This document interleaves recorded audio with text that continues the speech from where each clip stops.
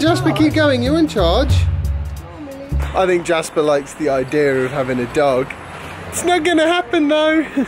Not with my wife. Soph's not into the idea of dogs. She doesn't mind them, just don't want one in the house.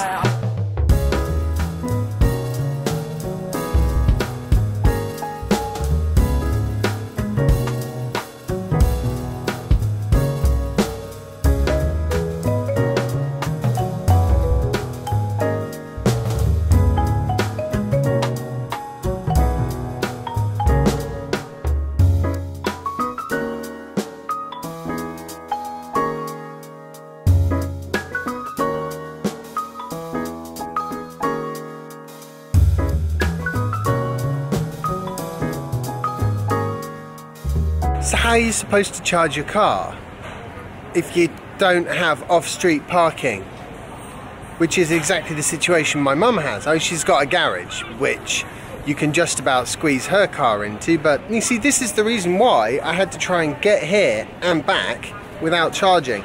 And the whole route, the nearest, well, there's a supercharger in Dartford, near Dartford. It's kind of slightly off the path that we want to drive. It's not a motorway service station or anything, so it takes a while to get to the underground car park for the shopping centre place. Bluewater. It's just a bit more of a production than I'm looking for, especially when all I really need is maybe 5 minutes on a decent charger that works. If there was a contactless payment charger around here, say at a petrol station, job done. We literally could just stop, grab a coffee, maybe a packet of crisps, and then hit the road again. But no, so I have to drive at 60 miles an hour, carefully, all the way here, all the way back, and charge it to 100%. It's a problem. I should probably go in and get my food though now.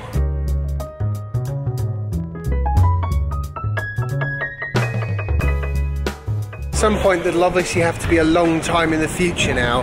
I'm thinking I want to get a folding electric bike that folds smaller for the back of my car, like a lot smaller, so I'm kind of paying attention to what they are, but unfortunately I spent my entire budget on that, getting this new camera. So yeah, it's going to be a long time before I can upgrade my bike. But hey, that's partly why I have to get back into this vlogging regularly thing. So I need the money so I can get a new electric bike. See, it all makes perfect sense, really.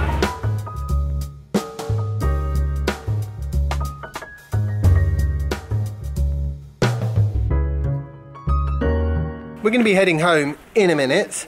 I am reasonably confident that I can do it without stopping. I certainly hope I can, but I'm not 100% sure. We'll see, we'll see. Probably end up just running the car a bit lower than I want to, but we'll see how we go. What we need round here really is that contactless charger at a petrol station where I can just stop for 5-10 minutes. But it doesn't exist, and not in this area anyway, and that is something which I think the government should really do. They should look at the population centres, and they should make sure that where you have a reasonable sized population centre, and Hastings is a reasonable sized population centre, that there really should be some way to quickly refill your car with power. Otherwise, an electric vehicle is not really a practical solution. It's potentially more of a pain for people who are, you know, like myself, who are visiting and have even quite a large battery at their disposal. Still potentially could be an issue depending on where you're coming from and what route you're going. But certainly for anyone who lives around here and doesn't have their own off-street dedicated parking where they can charge their car, it becomes a total, you know, impossibility. It's quite astounding. And I'm starting to feel a little bit like the charging networks in this country have, some of them at any rate, seem to be going backwards at the moment.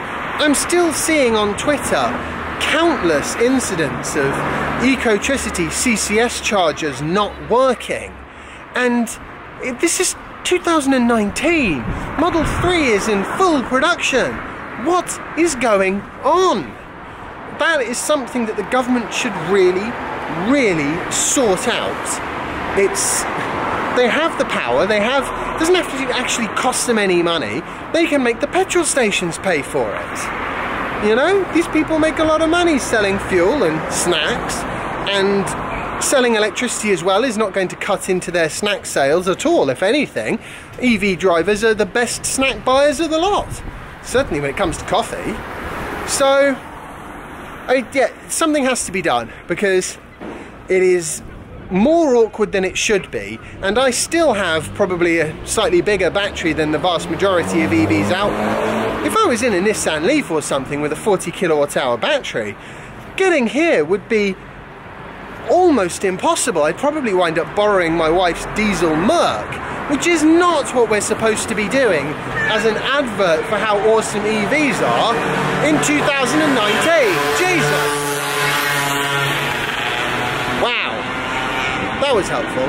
Yeah, not a good advert for EVs in 2019. What is bloody traffic?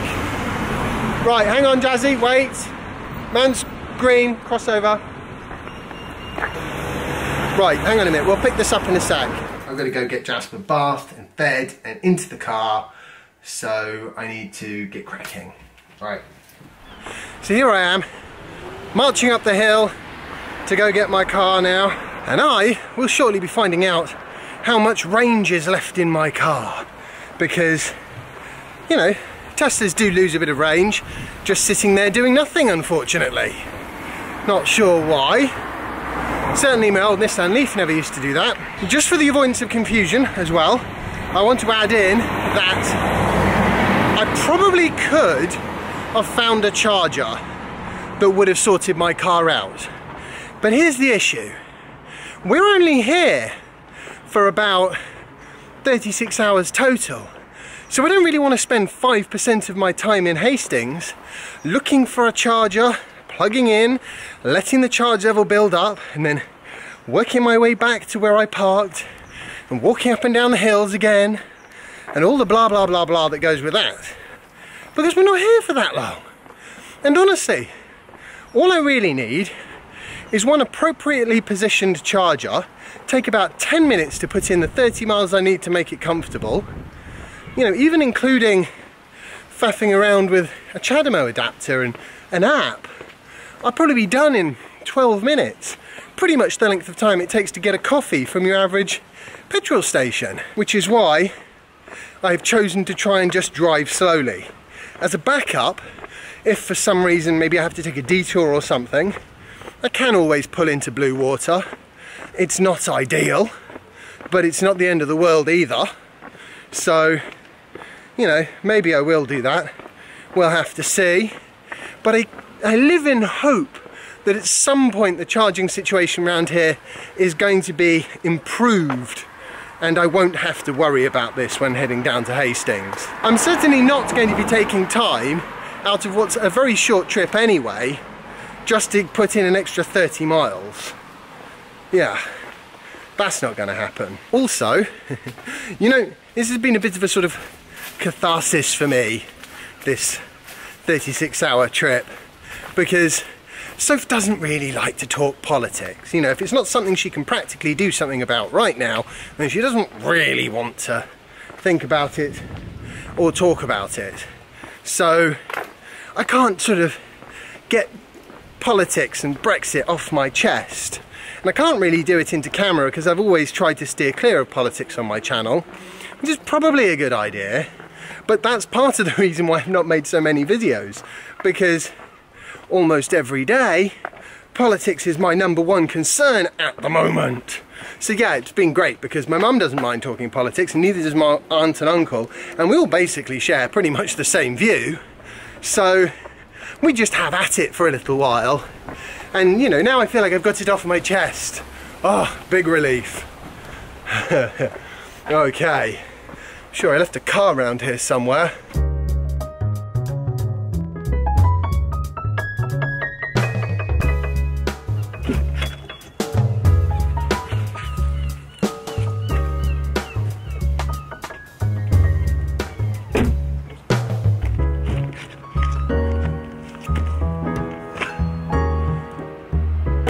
That's cool, but 132 miles, that's not far off what I pulled in with yesterday, maybe a mile or two less, so awesome. Right, let's go home. But obviously after I've got Jasper. Hello, my name is Jasper.